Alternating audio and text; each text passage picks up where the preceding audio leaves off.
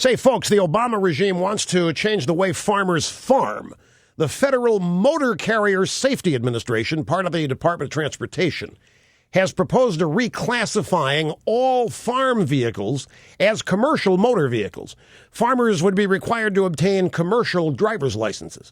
Now, if the rule goes into effect, anybody who operates any motorized farm equipment will have to pass the same rigorous test that semi-drivers do. They'll have to fill out the same highly detailed forms and daily logs. American farmers would have to keep track of how many hours they work and sleep, how many miles their vehicles travel.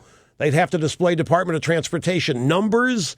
And, of course, they'd have to pay the government fees for all these new burdens. In one fell swoop, the regime would have more regulatory control over farmers and their 800,000 vehicles.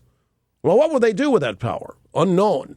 But since the EPA already has its regulatory nose in the American farmer's barn, we can only imagine what new green regulations the DOT will impose. Farmers, of course, are livid that the regime is considering making it even more difficult to keep the country fed.